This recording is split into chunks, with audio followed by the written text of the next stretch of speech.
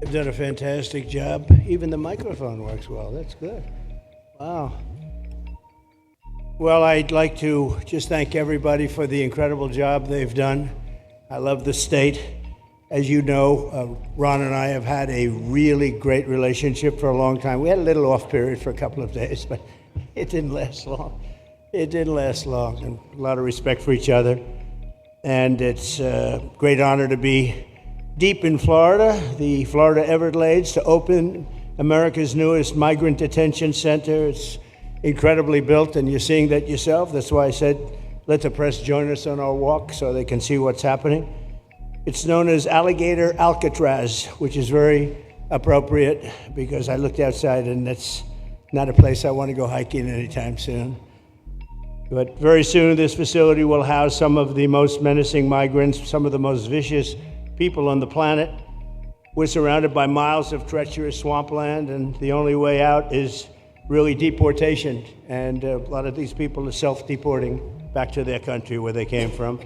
Quite a few. We're amazed at actually the number.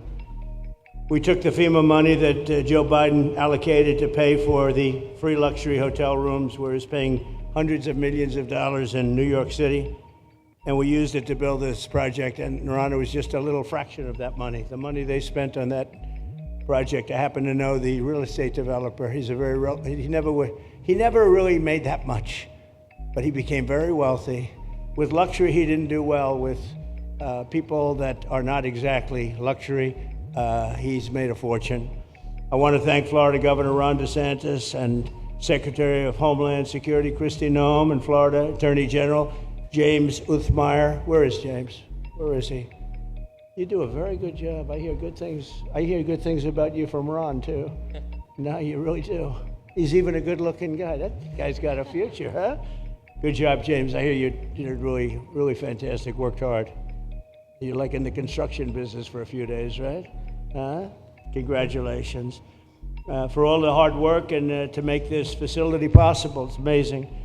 Thanks as well to Florida Agricultural Commissioner Wilton Simpson. Where is Wilton? Where are you? Hi, Wilton. Been a long time. Thank you. Congressman Byron Donalds. Where's Byron? Hi, Byron. How are you? Good. Florida Speaker of the House, Daniel Perez. Daniel? Daniel, thank you, Daniel. Why, you didn't want to sit up here with us, Daniel? Executive Director of the Florida Division of Emergency Management, Kevin Guthrie. Hi, Kevin. Good job.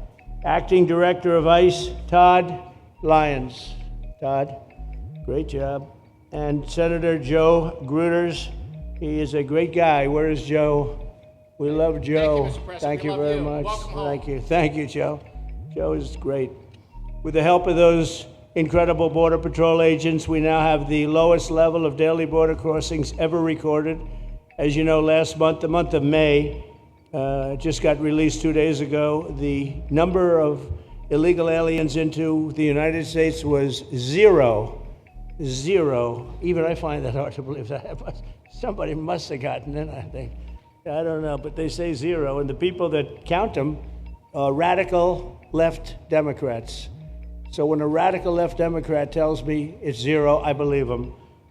But there's still much work to do. In the 4 years before I took office, Joe Biden allowed 21 million people, that's a minimum, I think it was much higher than that, illegal aliens to invade our country. He invaded our country just like a military would invade. It's tougher because they don't wear uniforms. You don't know who they are. More than the populations of New York City, Los Angeles, Chicago, Houston, Phoenix, and Philadelphia combined. That's what came into our country from prisons, from mental institutions, from street gangs, drug dealers. It's disgusting. This enormous country-destroying invasion has swamped communities nationwide with massive crime, crippling costs, and burdens far beyond what any nation could withstand. No nation could withstand what we did, and we're in the process of doing it, but we have some great people doing it now, and you see them up here with me. But it's, I'd call it like an unforced era. It's sort of like men and women sports. It's sort of like transgender for everybody. How could they have done this to our country? And we're never going to forget it. Last year, 15% of all the hotel rooms in New York City were used to house illegal aliens at costs that they never got for luxury. They never got this much for luxury people coming in from the wealthiest places on earth. They made more money with the illegal immigrants, with many rooms costing more than $300 a night, 6 times the rent of a typical American family. In Denver, Colorado, the city was forced to cut $10 million from its police and fire department budget as part of a $90 million plan to house illegal aliens. And it's a population that's growing and growing and destroying Denver and growing. And again, it's destroying Denver. And it's destroying many other cities too. Likewise, one of the city's largest hospital system is drowning in unpaid medical bills, unpaid in the billions, after their emergency rooms were flooded with tens of thousands of illegals, leading to the closure of critical services. And these are really critical services. They can't even keep them open for American patients. The American patients were treated worse than any illegal immigrant. In Los Angeles, 1 in every 4 students in the public school system is from a household headed by an illegal, and most of them don't speak English, so they're in a school system, and they don't have interpreters, they don't have anything, they don't speak English. What a mess, what a mess. Unforced error, all these people allowed to come in. The United States is now spending $78 billion a year on translation. Okay, think of that, $78 billion a year on translation, and smaller numbers on special education programs for non-English speakers in our public schools. So $78 billion, I think that's not a mistake. I would say $1 million maybe, hundreds of thousands of dollars, $78 billion, Joe, on translators and non-English speaking work. Federal government, the Justice Department, it's more than twice the cost of maintaining the United States Justice Department, what we're spending on translation and other things to help. In total, the average illegal alien costs American taxpayers an estimated $70,000. That's each, $70,000. I think that number is even low. If you care about balancing the budget, the single most impactful step we can take is to fully reverse the Biden migration invasion. One of the worst invasions we've ever had. We've never had an invasion like this. We've had invasions, but we've taken care of them. We've never had an invasion like this, and it's with us. And we have some very bad people out there looking to do big harm.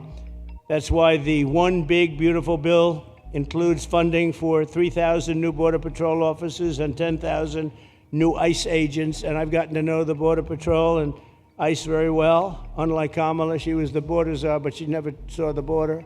She never made one phone call. She was some border czar. She would have been some president. Probably would have been slightly better than Biden, though. I had to run against both of them, you know? The one guy, it's like a fighter. You knock out the one guy who's doing badly, then they put somebody else in, but fortunately she was a stiff also. Otherwise, I would have been very angry. I would have been extremely angry. The heroes of ICE will also help round up and remove members of the savage drug cartels which are coming back into our country. And we got them out. Now some of them came back in. We just got them out again, and that's going to be a vicious cycle. But these are foreign gangs. They're horrendous people, killers, that have infiltrated our territory, including 8 which we have designated as foreign terrorist organizations, which gives us a lot more power for speed and getting them out much easier. And we had a great court victory, as you know, on Friday that allows us to do what we have to do from the Supreme Court of the United States. In 5 months, my administration has already arrested over 2,700 members of the murderous Venezuelan gang known as Tren de Aragua, including a pack of these sadistic animals arrested last month with over 280 guns, and these are guns of the latest caliber. These are guns that were made over the last period of less than a year, getting brand new guns, the latest and the greatest. Every day, our brave law enforcement officers are hunting down and deporting migrant criminals who have committed heinous crimes, including more than 13,000 murderers. 11,888 to be exact, but I'd probably say the 13,000 is right also. Think of it, 11,888, and more than half of them, they committed more than one murder. So, Ron, many of them are out of here already, but it's still it's a hell of a number to be confronted with. Just this year, ICE agents in Miami have apprehended illegals with arrests for murder, kidnapping, rape, child sexual abuse, and arson, people of the worst order. We're getting these monsters out of the United States, out of Florida, out of all the places that they're in. And on January 20th, I signed an executive order empowering governors and state police to be deputized to enforce federal immigration laws. And Ron's already taken advantage of it. It's a tremendous advantage for the states. Most of them are doing it. Actually, the blue states tend not to do it. Even a couple of them have, though. And I want to express my tremendous thanks to the state of Florida for embracing this opportunity and being a true partner. They've worked so well with the federal government. It's been just a beautiful, beautiful partnership. So, Ron, I'd like to thank you personally. You are my friend, and you'll always be my friend. And we may have some skirmishes even in the future. I doubt it, but we'll always come back because we just we have blood that seems to match pretty well. We have a relationship that's been a very strong one for a long period of time, and I appreciate it. Very much appreciate it.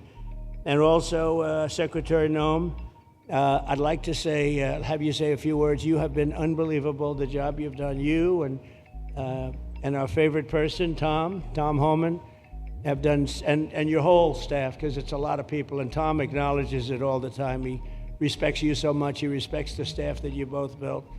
And you're really doing one of the great jobs. And it was great that you could work with Ron in Florida so well. Built such a great facility. So please say a few words. Thank you very much. I don't know if this will work. Well, thank you, Mr. President. First of all, I want to thank you for putting the safety and the security of the American people first, and the way that you never lose focus on making sure that America stays our priority and that the families that live here get the chance to grow up and to raise their children in communities that are safe and that give them an opportunity to pursue the American dream. This facility here is a fantastic representation of what can happen when all of government works together and when it's accountable to the taxpayers and to the citizens that live here. The president signed an executive order that allowed us to build partnerships with states and with local law enforcement officers, which is exactly how things should function in this country. More power, more authority given to people locally so that they can take control of their own destiny. And so we have already been working under the 287G program to deputize law enforcement officers, whether they be state highway patrol, local sheriff's departments in all of our states, and allow them to go out with our ICE officers, our border patrol officers, and make sure that we're getting the worst of the worst off of the streets. We also recognize that as we've been doing that and returning people back to their home countries, that we need detention facilities. We need beds to put them in place so that they can have their due process before they return home. And this facility is exactly what I want every single governor in this country to consider doing with us. What happened to start this conversation was that a young man named Jimmy Percival in my office, my general counsel, who came from Florida and used to work here, called up the Attorney General and the governor and said, hey, what do you think about partnering with us on a detention facility that we could put in place that would allow us to bring individuals there? There's an airstrip close by. You guys volunteered the assets that you have and the connections that you have and worked with Kevin extensively so that we could come here, have their due process given, and return them home to their countries. And in 8 days, this facility has been stood up. And I want everybody to recognize that detention facilities that ICE adheres to is a higher standard than is required at state levels, at local Department of Corrections facilities, sheriff's offices. This is a state-of-the-art facility, air-conditioned, isolated though for security purposes, which is very helpful. And I appreciate so many people being willing to work together to make a project like this happen. Right here on this location, we'll have about 3,000 beds. Other location will have another 2,000 beds that will allow us to bring individuals across the country that we are bringing in and incarcerating for violating our laws and immediately get them out of the country as soon as we possibly can. It's exactly what we need to be perpetuating in other states. And what I would say is, I want all of you to notice these flyers that we've got, is that everybody who sees these flyers or anybody who sees these news clips should know you can still go home on your own. You can self-deport. If you go on the CBP Home app and go home now, you will get the chance to come back to the United States legally. You will get the chance to come back and do it the right way. If you don't, you may end up here. And you may end up here and being processed, deported out of this country, and never get the chance to come back. That is the consequences of breaking the law in the United States of America. Listen, our job is to uphold the law.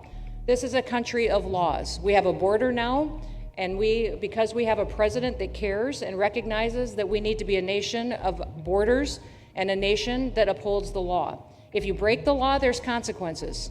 We will deport you, and you will never get to be a United States citizen. You'll never even get to come back here and work and to pursue the American dream. But if you decide you want to go home now, go home, and we'll help facilitate it. We'll buy your plane ticket. We'll get you there. In fact, I just got back from Panama, Costa Rica, Guatemala, Honduras. Those countries are excited to get their citizens home. They're setting up programs to loan them money to buy houses when they get there, help them with food assistance, get their children educated, scholarships.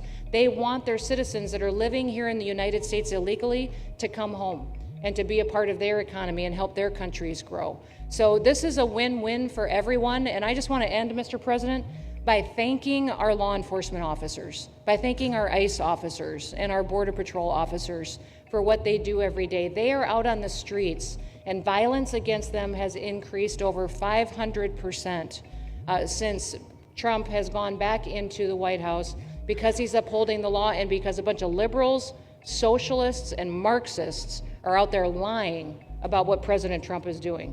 President Trump is upholding freedom by what he is doing. The freedom to live safely in this country and to do things legally and to have justice. And because those liberals, and I'm calling out you, CNN, I'm calling you out because you lie every single day about what these operations are.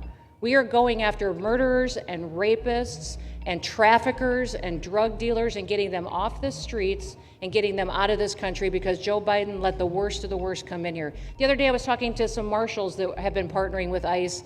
They said that they had detained a cannibal and put him on a plane to take him home, and while they had him in his seat, he started to eat himself, and they had to get him off and get him medical attention. These are the kind of deranged individuals that are on our streets in America that we're trying to target and get out of our country because they are so deranged they don't belong here. And they shouldn't be walking the streets with our children. And they shouldn't be living in the communities with our families who just want to grow up, go to job, raise their children to grow up and get a job and to live the American dream. So thank you to all of our law enforcement officers, those in our military that have been helping, our National Guard. Thank you to Governor DeSantis for stepping up and being an example to other governors. I hope my phone rings off the hook from governors calling and saying, how can we do what Florida just did? How can we do exactly what they did? Because we need this big, beautiful bill. We absolutely have to have this big, beautiful bill that has the funding so that we can continue this operation and we can get those bad criminals off of our streets and have the officers to do it so that when they go out on an operation, somebody's got their back. Somebody's got their back, they can do it safely, and they can go home to their families at night too. So this bill needs to pass through Congress so we have the resources at the Department of Homeland Security to make sure that our homeland truly is secure. And Mr. President, thank you for Stephen Miller. I just want to thank you for him. This guy calls me night and day and tells me all of his wise advice and wisdom, but he's a rock star because he loves this country and he's passionate about making sure that nobody is prioritized over an American citizen. We love everybody. We do. We love everybody. Not everybody. But, well, a lot of people. But we shouldn't be putting people illegally above citizens. We should be making sure that we do things right, and that's what America has always stood for, and we're an example to the rest of the world because we do it right. So, Mr. President, you surround yourself with great people, and I think that's because everybody wants to work for the greatest president that the United States has ever had, and that's President Donald J. Trump. Thank you very sir. much, Christy. That's Thank so you for nice. Thank you. Thank you very much. And I have to say that, when Christie's name was put before me by Tom Homan, by the way, because I wanted him for the border, and somehow I thought that was going to be good in that sort. But he didn't want the upper job, and I said, who do you recommend? Christy Noem. I said, oh, are you kidding? She's great, but she's such a fine, elegant person. He said, sir, she's tough as hell. I said, are you sure? You are tough as hell, I tell you, and you do it in a very nice way. But you are. If you ever saw her ride a horse, she rides a horse like she should be in the rodeo. She's like an unbelievable horse person, and you've done a fantastic job. And Steve Miller would even agree to that. And he likes nobody, by the way. I don't think he likes anybody. And another one we like is Ron. And Ron, would you say a few words, please? Sure. Well, thank you, Mr. President. Welcome back to Florida. And I think this is the first time you've been back since the events of a couple weeks. So just let me say, as somebody that was serving on active duty in Iraq back in the day, we witnessed the number of our troops that were killed or wounded by the Iranians. We know that they're a militant Islamic regime that was hell-bent on getting nuclear weapons, and under Joe Biden, they were about to get nuclear weapons. And because of your strong actions, those dreams and those ambitions have been reduced to rubble.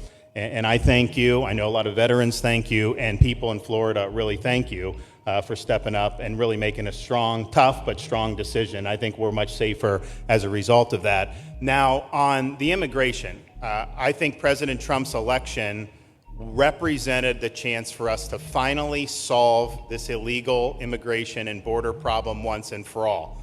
I knew he was going to do the border, although he did it very quickly and very thoroughly. I think that no one can say that that's been anything but a spectacular success. But then we have the issue of Biden let in how many millions of people? And you had millions that had been in over decades previous to that. You can't have a country if you don't have respect for the rule of law. You can't have a country if foreigners get to decide who comes in. No, we, the American people, make that decision, who's allowed or not allowed to come into our country. We've seen Europe be overrun by open borders, so we're not going to let that happen here. So when President got elected, I knew that the states had an important role to play in facilitating this really, really historic mission.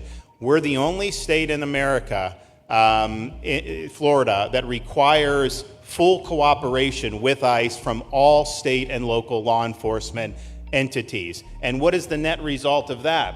We have these agreements for these 287G task force with sheriff's departments, police departments, state agencies, and it's really instrumental in rounding up a lot of really bad people who shouldn't be here.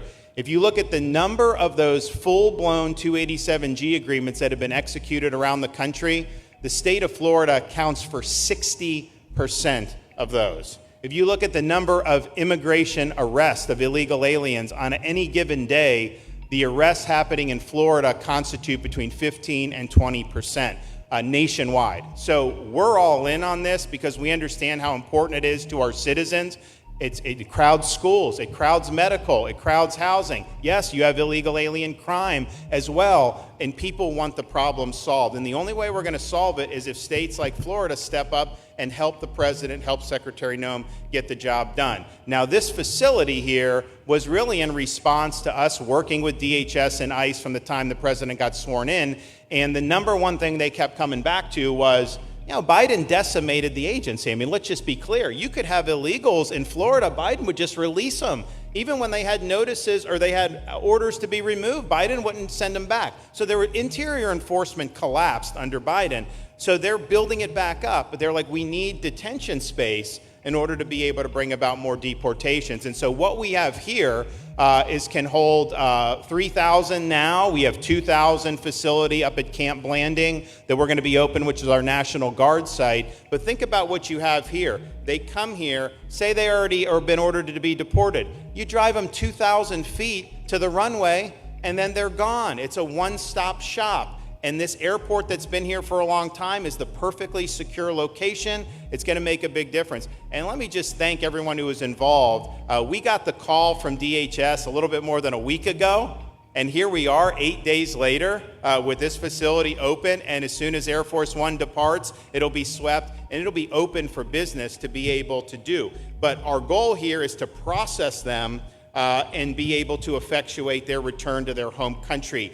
This is the opposite of what they were doing in New York by just putting them up in a hotel and then just letting them stay there indefinitely. No, we want to be able to send back. And when you walk into the processing, the President and I, Secretary Noem, Kevin Guthrie, walk through that initial intake, the first thing you see is information on how to go home on your own. Why would you want to come through Alligator Alcatraz if you can just go home on your own? I think a lot of people are going to make that decision. So you're going to have a lot of deportations that are going to be done by the administration, but I think you're going to have a lot of voluntary as well. So this is a force multiplier for the president's efforts. I would just say and echo what Secretary Noem says.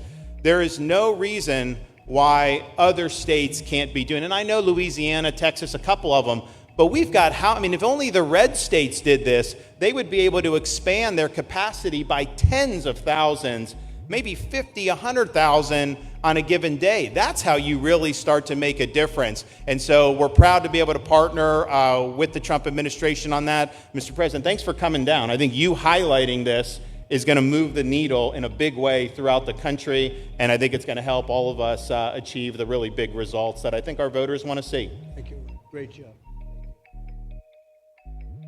Thanks. Thank you, Mr. President, for the opportunity. My name is Kevin Guthrie. I'm the Executive Director of the Florida Division of Emergency Management. I'd also like to thank President Trump and the Department of Homeland Security Secretary Noem for joining us here today and for their continued support. I want to thank first by thanking the man to my right, and that's Governor Ron DeSantis, whose bold leadership and swift action made this project possible. Make no mistake, this facility would not be standing here without the President, the Secretary, and the Governor's vision and determination to uphold the rule of law. Florida is and will always be a law and order state. Even before the President took office, the Governor made it clear that illegal immigration would not be tolerated in the state of Florida. When the President and the Secretary asked Florida to help, the Governor empowered our state and private partners to work collaboratively and deliver real results on a rapid timeline. The Florida Division of Emergency Management is best known for leading the nation in hurricane response and other natural disasters. We understand how to act fast without bureaucracy in the face of any emergency. Our teams built roads in 8 hours, bridges in 3 days, base camps in 72 hours, and full causeways in 2 weeks. Getting things done quickly, efficiently, and correctly is at the core of our mission. We simply just want to be the best at what we do in the nation. When the Governor called me, and we answered, and we were proud to bring our logistical expertise to the table. We know how to set up base camps for guardsmen, first responders, linemen, volunteers, and other aid sources, and distribute that in a matter of days before a storm. We're able to translate this knowledge to what we did here at Alligator Alcatraz. Florida has put the best teams together who check their individual logos and egos at the door to get this done. Not just for you, Governor, but Mr. President, for you as well. There are over 13 different vendors that came together to get this solved in 8 days. Truly a whole of private sector partnership to get that done. Behind you on these boards, in only 8 days, we have built a fully compliant detention facility with a detainee capacity of up to 3,000 people, with room for additional capacity if you asked us to do so. The detention facility includes over 158,000 square feet of housing and is a fully aluminum frame structure rated for winds of 110 miles an hour or a high-end Category 2 for those people that don't think that we're taking that into consideration. This is Florida, by the way. Power supply is fully redundant with backup generators in place. We've put a staff village here on site with a capacity of 1,000. Our services are hot meal 3 times a day, 24/7 medical facility, pharmacy, air conditioning, access to indoor and outdoor rec yards, legal and clergy support services, laundry. Our security element is over 200 security cameras throughout the facility, more than 28,000 feet of barbed wire, 400 plus security personnel to include 200 men and women, soldiers and airmen underneath Major General John Haas's command as the Adjutant General of Florida. And it's all surrounded, as you pointed out, Mr. President, by 10 miles of beautiful Florida Everglades. Contingencies, as with all state correctional facilities, we have a hurricane plan. We will not wait for a Cat 2. We will follow our normal evacuation procedures as we do for any other facility statewide in our great state of Florida. We have on-site fire and EMS resources so that we don't burden the locals with any type of response. All in all, sir, this has been a perfect state logistics exercise for this hurricane season. Everything we did here in the last 8 days God forbid, if we have a hurricane, we're going to do it again. This was a dress rehearsal for us, and we are ready, willing, and able to support you, sir, the governor, secretary, and everything that you need us to do. Just a week ago, it was a taxiway and a runway, and now it's a fully functioning facility. We are happy to support you, Mr. President, Governor, Secretary. Fantastic. Thank you.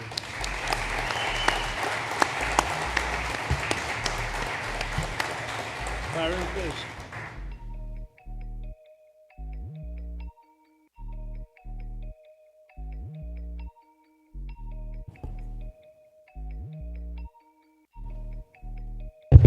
There we go.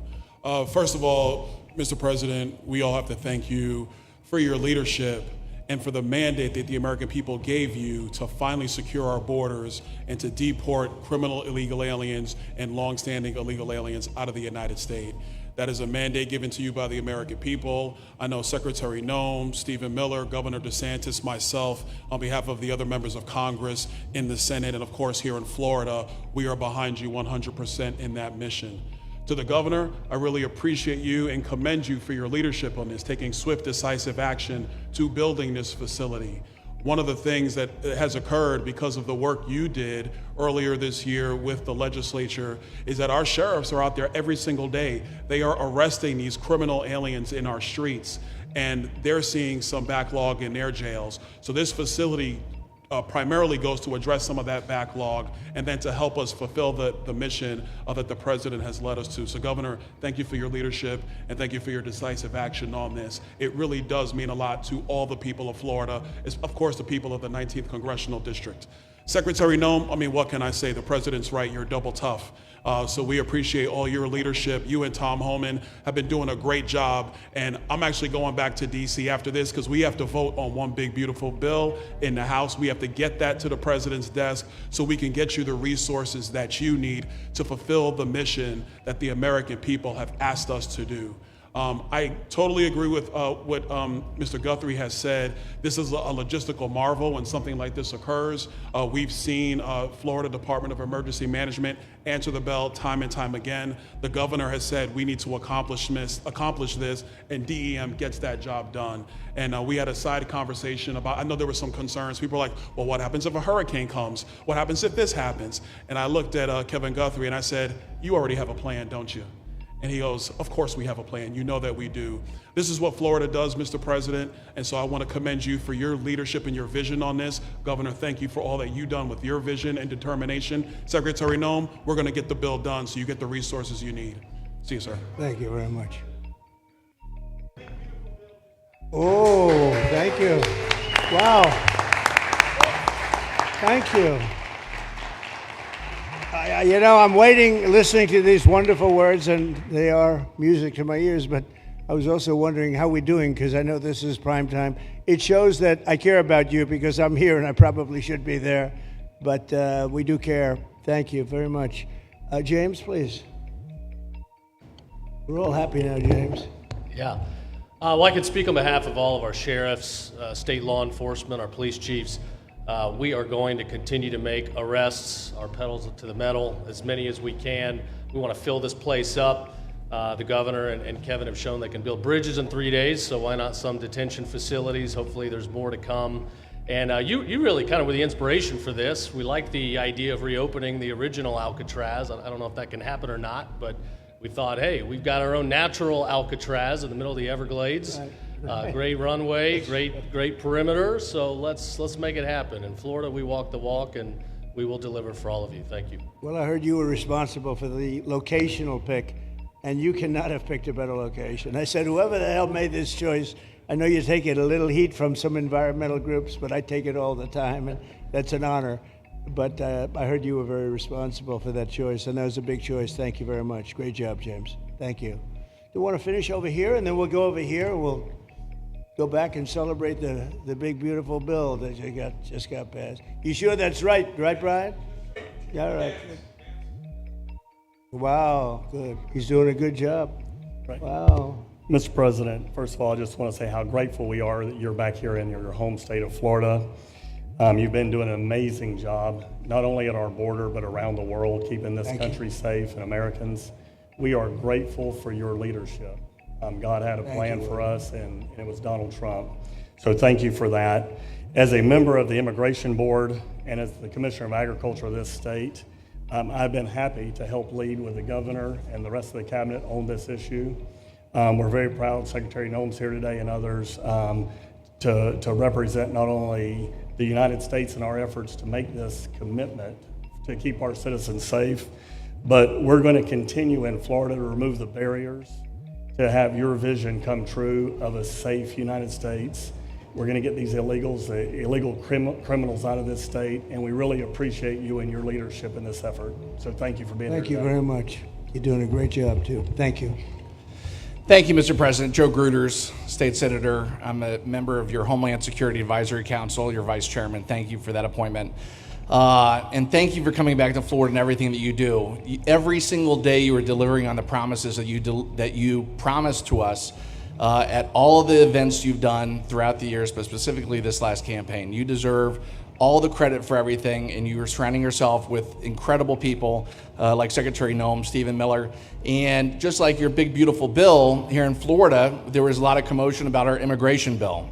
And we had 3 B's in that: beds, badges, and bad guys. And this goes right along with our beds and the resources. And I give the governor, Ron DeSantis, a lot of credit for stepping up and making sure that we all work together, because at the end of the day, even if sometimes there are skirmishes, as a result of the back and forth, we ended up with a better bill, and we all win. And what we're doing here in Florida hopefully will happen all across the country. You've done, your leadership is amazing.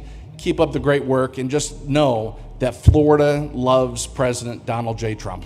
No, thank you very much, Joe. Appreciate it for a long time. Appreciate it. By the way, Okeechobee is something that we did together also, and that was a lot of money spent. I hope it was well spent. I know we did a Rolls-Royce job, but it's a lot of money that we spent out there together. And how is it going? You can delegate that to us, because we move faster than the Army Corps. Good. So we will finish that reservoir. Good. If you delegate it to us, I'll get it done and much quicker. Oh, I would do that. Yeah. I'll tell you, let me ask myself permission. Permission granted. Go ahead, get the thing, get it complete. You want to do that? All right, we're gonna go talk Go to the ahead, Army do it. Corps Good. then after this. Good. You can move faster, actually. Please. No, sir, just first on behalf of the men and women of ICE, we just want to thank you for allowing us to do our job again. You know, your vision and under Secretary Noem's leadership, this is what the American people want. And I hope that you see great results of what we're doing out there every day of getting the worst of the worst out of our communities. Because of you and Secretary Noem, I have the privilege to lead one of the most premier and the finest law enforcement agencies that we do have in the United States. And the men and women of HSI and ERO Miami do incredible work like you highlighted. And with the governor in the state of Florida, the partnership in Florida has been amazing. The 287G program is only going to help us to identify all those known gotaways and get the worst of the worst out of the neighborhoods. And through our Homeland Security Task Force, we are going to make America safe again. So thank you very much to both you and the Secretary. Thank you, Todd. Great job. Really great job you're doing. Thank you. Please. Good morning, Mr. President. Hi. Thank you so much for coming. Again, as Garrett Ripp, I'm the Field Office Director for ICRO here for the Miami Field Office. Incredible collaborative work we've been doing together, working with the state, working with our local partners. And again, just the 287G is going to open up that aperture and allow us to get those bad hombres off the street and get them into this facility. And we're looking forward to it. And again, just appreciate all your support. Thank you.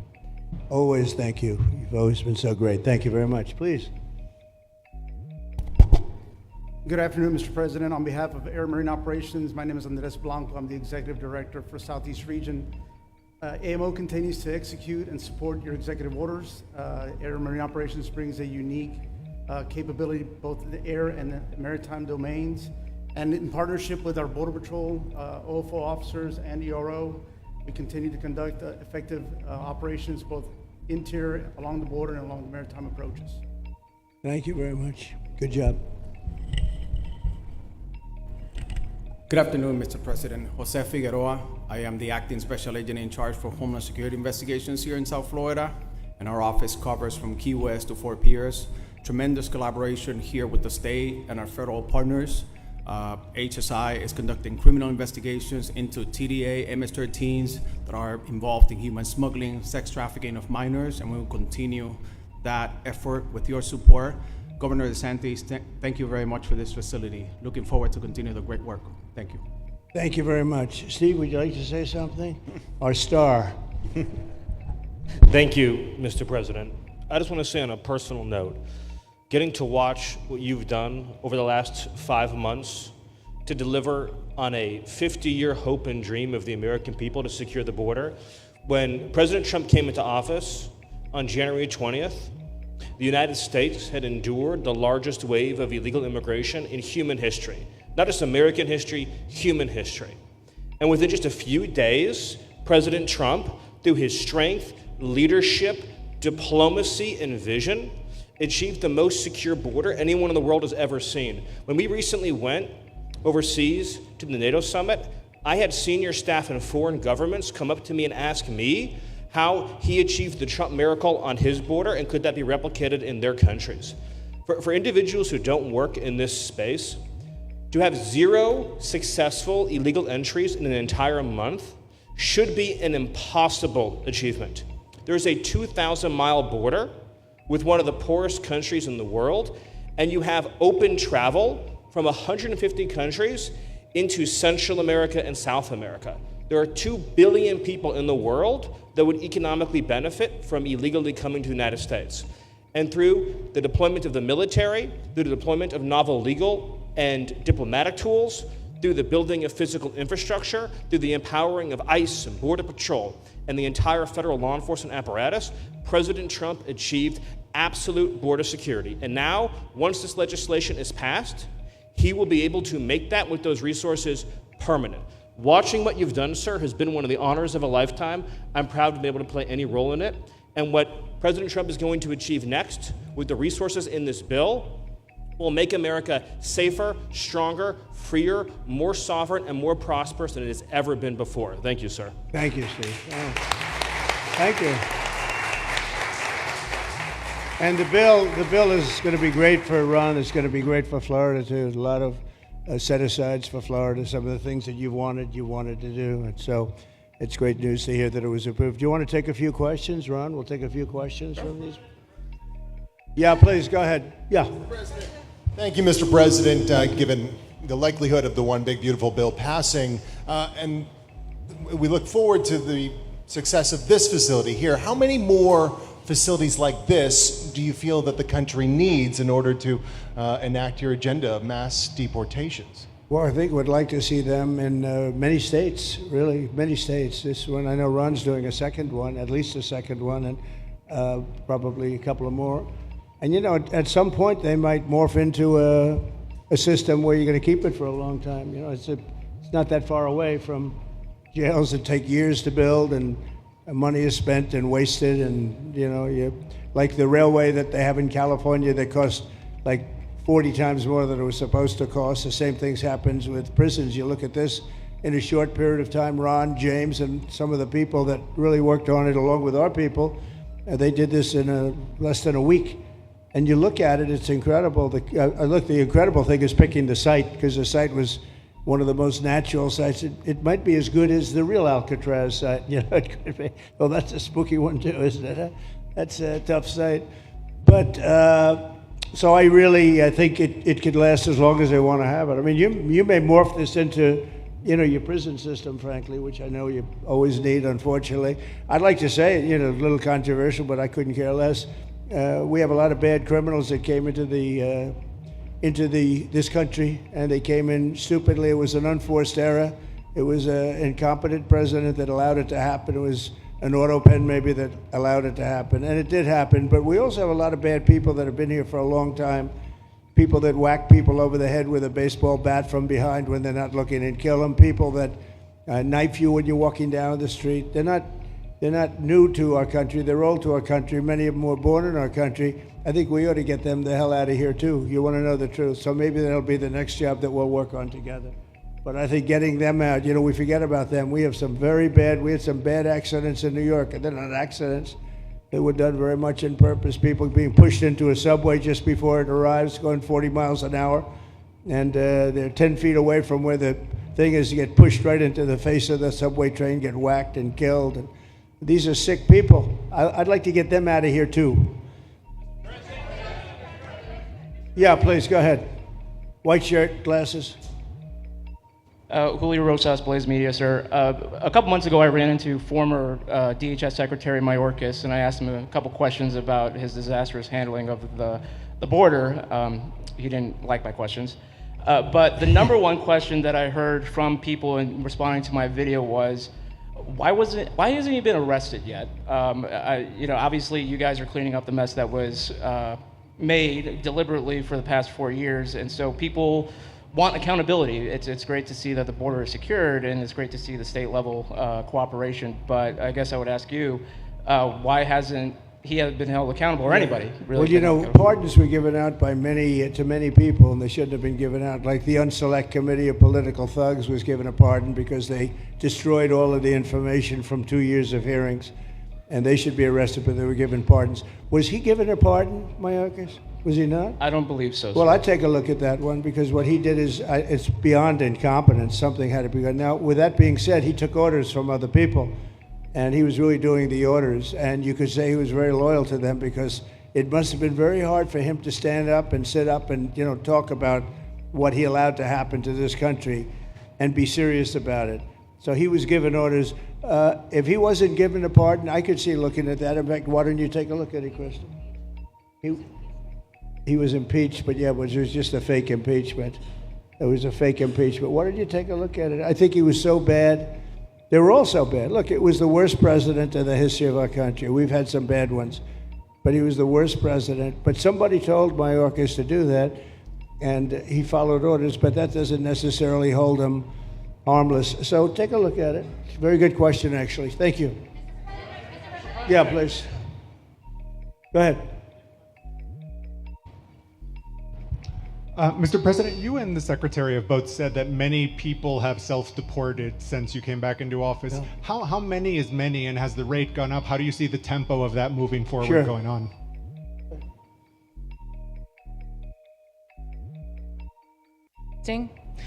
We have had several 100,000, but also we have many that have self-deported, not even using the CBP Home app. When I have gone to these other countries to negotiate security agreements and information sharing on criminals who's coming and going into their countries, they report that hundreds of thousands have come home that weren't on our radar, that they are coming home on their own and self-deporting because they want the chance to be able to go back to America someday. So we believe it's over 1 million, possibly more than that. I'm asking all of those countries for their information on what they have of individuals that may have returned home, that they have taking advantage of their programs to help them become a part of their civilization again too. So we know it's over 1 million, but we have to, I'm getting more information, and that number will grow. If they don't leave, they never get the chance to come back. If we have to take them out, and we will, they'll go out, but they never get a chance to come back. The other way, we actually make it a little bit easier for them to come back. Okay? Thank you. Good question. Thank you. The bill is now passed in the Senate, but we are already hearing from some Republicans in the House who say they cannot get on board with the changes that were made to the bill in the Senate. What is your message to those holdouts? Well, I just heard that about the Senate, and the bill just passed, and it tells you there's something for everyone. I mean, it's a great bill. There is something for everyone, and I think it's going to go very nicely in the House. Actually, I think it will be easier in the House than it was in the Senate. And just to be clear, on the Medicaid cuts, you've promised not to cut Medicaid, said this is all just targeting waste, fraud, and abuse. Are you saying that the estimated 11.8 million people who could lose their health coverage, that is all waste, fraud, and abuse? No, I'm not saying that. I'm saying it's going to be a very much smaller number than that, and that number will be waste, fraud, and abuse. And if you look, they took a much more liberal stance on the Medicaid situation than they could have.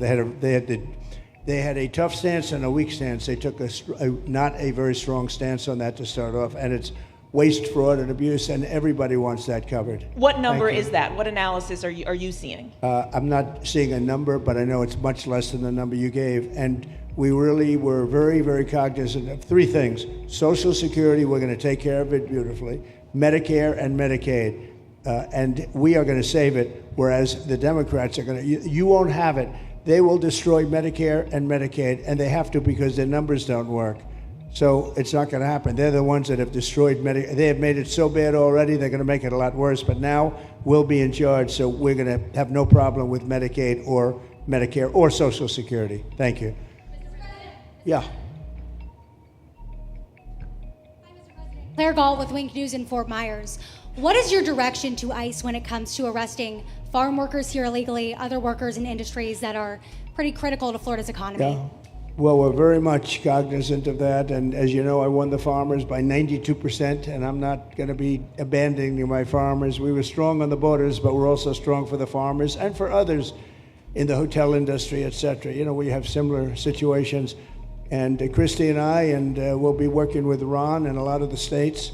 We're going to work something where the farmers can be responsible for some of the people that have, and they have people run for 10, 15 years that they know very well.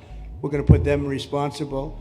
And we're going to issue a form of a card or document, and the farmer's going to be responsible for these people. They're not going to have citizenship, but they'll be working, they'll be paying taxes. We need to get our farmers the people they need, otherwise our farmers aren't going to be able to do their land. You know, it was tried once before, many, many years ago, where there was a very strong guy, and he got everybody out, and every farm, almost in the country, but every farm in California, every farm in Iowa, almost all the farms went bankrupt. They had nobody to work, and we don't want to have that situation. So we're going to work it. We're going to put our farmers and others in charge of the people that they have under them. They know the people, and I think it's going to work out really well. We're going to take care of our farmer, but we're going to get the criminals out. Okay? Yeah, go ahead, please. Thank you. Mr. President, how do you respond to critics who fear that a 3,000-bed detention center and the waste that could produce will pollute the surrounding federal protected land, including land that both administrations have invested billions of dollars in restoring? Well, I was one of those that invested billions of dollars and hundreds of millions of dollars right here in the Meadowlands, but in the Everglades, and the Meadowlands too in New York. If you look at what we did up there, speaking of the Meadowlands, a lot of places like this, but this is a very unique one. One thing I'll say about this land, we'll be gone 1,000,000 years and this land is still going to be here. It's not going to be much different. You'll have the water moccasins, you'll have the alligators. You may not have people, but you're going to have all those animals. They're going to be around, and you got plenty of them out here. I think it was a brilliant choice, and I think almost anybody in his or her right mind would say this was a brilliant choice. I give the governor a lot of credit for using this piece of land. And in addition to that, it's on top of something that was already developed. It's an airport. You know, you have the runways, you have it's already been developed. So it's not like you're dropping dirt right into the thing. There was zero movement of that. That was done many years ago because the airport's very old, but it was an abandoned railroad, an abandoned airport. And frankly, it's like perfect. And you can do expansion on this site substantially without doing anything. So the people, I heard them complaining about the Everglades. There's no, I don't think you've done anything to the Everglades. I think you're just enhancing it. This was already here. How long has the airport been here? Decades. Many decades, yeah. And they have, Kevin, all these guys, you know, have a waste plan, like the wastewater gets trucked out, potable water gets, literally, they have, even our DOT has put things up in case there's any seepage, which we don't.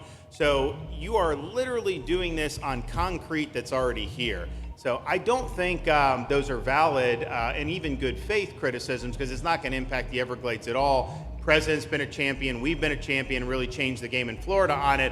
I think it's just people don't want to see illegal immigrants deported, and that's their ideology, and they have a right to that.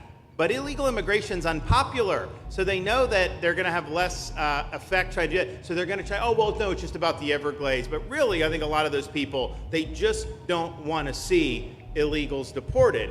Because if you actually hear everyone's here, you obviously know there's zero land that's being disturbed. Well, you know, when we talk about popularity, though, I will say I ran on the issue of illegals, and we have to get them out. And I won 82% on that issue.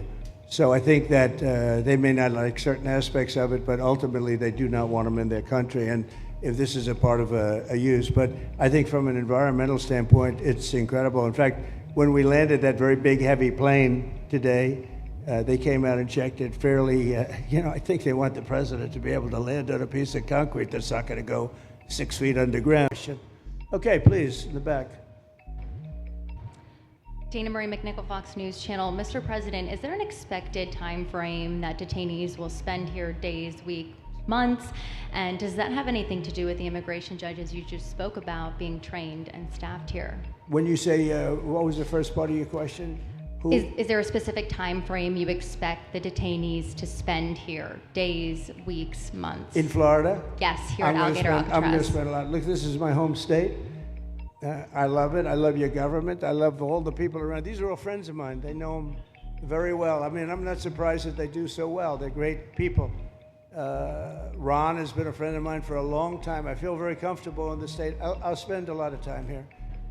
I want to, for 4 years, I've got to be in Washington, and I'm okay with it because I love the White House. I even fix up the little Oval Office. I make it, it's like a diamond. It's beautiful. It's so beautiful. It wasn't maintained properly, I will tell you that. But even when it wasn't, it was still the Oval Office, so it meant a lot. But I'll spend as much time as I can here. My vacation is generally here because it's convenient. I live in Palm Beach. It's my home. And I have a very nice little place, nice little cottage to stay at, right?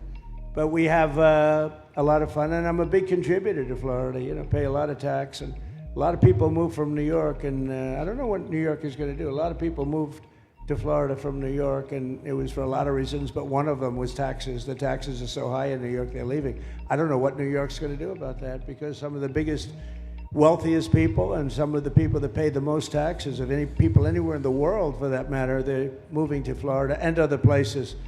So we're going to have to help some of these states out, I think. But thank you very much. I'll be here as much as I can.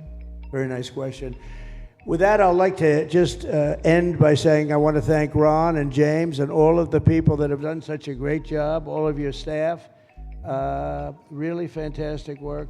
And it really started with site selection. You can do a great job, but if you have the wrong site in real estate, you have the wrong site, you're dead. And this was a great site selection, despite what you may read in the environmental press. Good job. And this was an honor for Christy and myself and Steve and all of our people to be here. And I also appreciate the media. They've treated us very fairly. Over the last few weeks, I've been treated very nicely. And it's so unusual. I'm not used to it, but we've gotten great accolades. Brian, I want to thank you for calling out, because I was waiting here because I knew the vote was taking place and I'm answering questions, right? So I want to thank you very much and say hello to our friend. And I will see a lot of you. Thank you very much. We're going to make America great again. Thank you very much.